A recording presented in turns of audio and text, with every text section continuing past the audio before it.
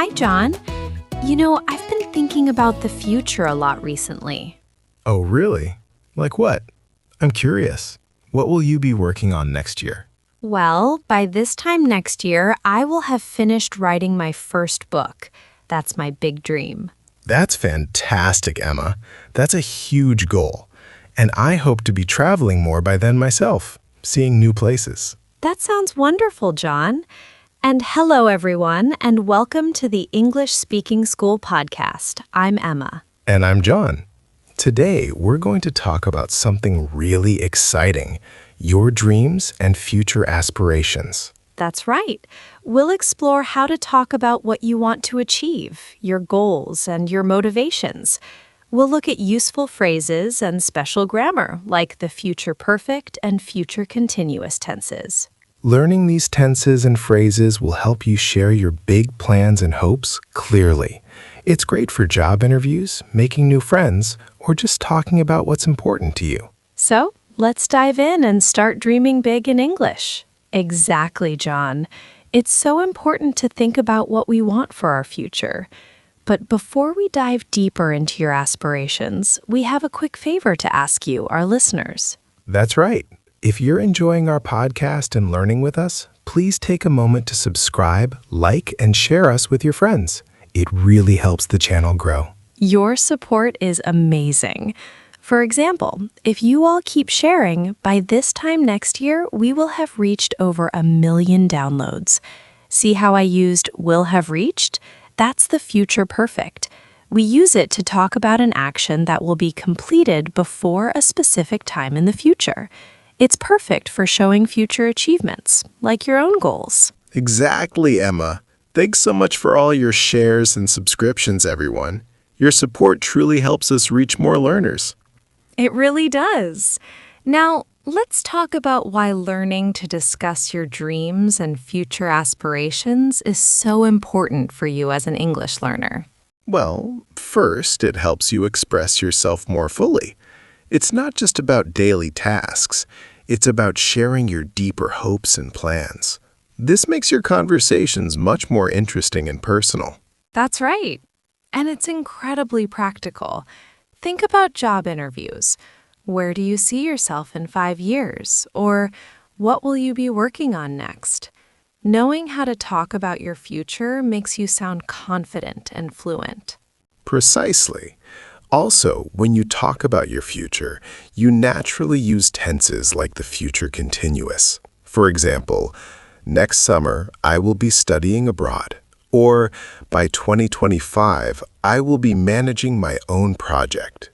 This helps you practice and master these important structures in a meaningful way. Absolutely, Emma. I've seen this firsthand. A common problem for many English learners, and even native speakers sometimes, is feeling stuck when asked about their future. Maybe in a job interview or even just with friends. Yes, it can be intimidating. Many people might just say, I don't know, or I hope to get a better job. But having those specific tenses, like the future continuous, gives you power. Instead of I hope to get a better job, you could say, I will be actively looking for new opportunities next year, focusing on roles where I can use my leadership skills. That's a much stronger answer. It shows planning and determination. It's about painting a clear picture. Or think about expressing an achievement. It's not just, I want to finish my degree. It's, by next June, I will have completed my entire degree program. That will have completed really emphasizes the finality and success of the action. Absolutely, John. We've talked a lot about why it's so useful to discuss your future. Now let's talk about how we can start building these powerful future statements for yourselves. Exactly. The best way to practice is to start small. Let's think about one specific goal. What's one thing you want to achieve in the next year? Great idea, John. So listeners, try this. Think of one thing you will have achieved by this time next year. For example, By next October, I will have learned to play 3 songs on the guitar. That uses the future perfect to show a completed action. And let's also think about what you will be doing at a specific point in the future. For instance, next summer, I will be taking an intensive English course online. This uses the future continuous to describe an action that will be happening. The key is to be specific. Instead of just, I want to travel, challenge yourself to say, by July, I will have saved enough money and I will be exploring Spain for 2 weeks. Being specific helps you use both tenses effectively and makes your dreams much clearer. That's excellent, Emma. Now, building on that, our first activity was about thinking internally and getting specific. For our second activity, let's try something more interactive, a future conversation. Find a friend or a study partner and talk about your goals and their goals. Ooh, I love that. This isn't just about thinking, but about speaking your future into existence. When you have this future conversation, ask each other questions like, where will you be living in 5 years? Or what will you have achieved professionally by next summer? Exactly. When you ask and answer these, you're not just practicing the future continuous and future perfect, you're also practicing how to express your motivation. For example, I will be saving money all year because I'm determined to buy my own apartment. That because connects your action to your motivation. Right. It's different from just silently thinking, I will have saved enough money. When you say it out loud to someone else, you often add those why elements. You might say, by 2026, I will have launched my online store, as my main goal is to be my own boss. That helps make your dreams more real and helps you use a wider range of English vocabulary and structures. That's excellent, John. Now, what about our listeners who might be feeling a bit stuck? Maybe they're thinking, this sounds great, but I don't really know what my big future dream is yet. I'm not sure what I will have achieved or will be doing. That's a fantastic question, Emma, and it's totally normal. You don't need a huge, perfectly defined dream to start. Instead of focusing on a final achievement, focus on the process of discovery.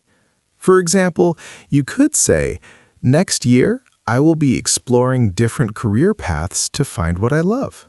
Ah, so it's about setting smaller, achievable steps towards figuring out your bigger picture, rather than feeling pressured to have the whole plan right now. That will be exploring shows ongoing action. Exactly. Or, by the end of this month, I will have researched 3 new potential hobbies. This uses the future perfect to show a completed step in your discovery. It's okay if your goals are about finding goals. I love that. So even if you're not sure, you can use these tenses to talk about the journey of finding out. And for those who might feel shy about sharing, start by writing these sentences down for yourself. Tonight, I will be writing 3 future goals in my journal. So, John, any exciting plans for the weekend? Definitely. On Saturday afternoon, I will be relaxing by the pool, I think. What about you? Sounds perfect. By Sunday evening, I will have finished my big report for work, so I can totally unwind. Good for you. And I will be preparing for my big presentation all day Sunday. I'm determined to get it right. That focus will pay off. I'm sure by Monday morning, you will have created a fantastic presentation. Thanks, Irma. It's all about setting clear goals and working towards them. Did you hear those fantastic examples? We heard will be relaxing and will be preparing for ongoing actions in the future. And we also used will have finished and will have created to talk about things completed by a specific future time.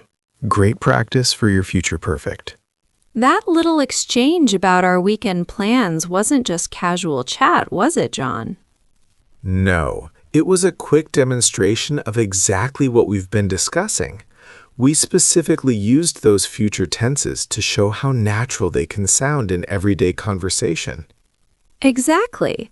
When I said, I will be relaxing by the pool, it shows a planned activity in progress at a specific time. This will be plus ing structure is great for describing what you'll be actively doing. Try thinking, what will you be doing at 3 p.m. next Saturday? And my line, by Sunday evening, I will have finished my big report, highlighted an action that will be completed before that specific future time. That's the future perfect. It's perfect for expressing deadlines or achievements, like, by next week, I will have submitted my university application. Notice how we also slipped in motivation, like, I'm determined to get it right. Connecting your future actions with your motivation makes your English much richer. For learners, a simple takeaway is to add, because I want to, or so I can, to your future sentences. It tells a more complete story. Right. The goal isn't just to use the grammar correctly, but to use it naturally to paint a clear picture of your future plans and achievements and express the underlying reasons. It helps you sound more confident and prepared when discussing your aspirations. So, John, are you still planning to launch your craft store online?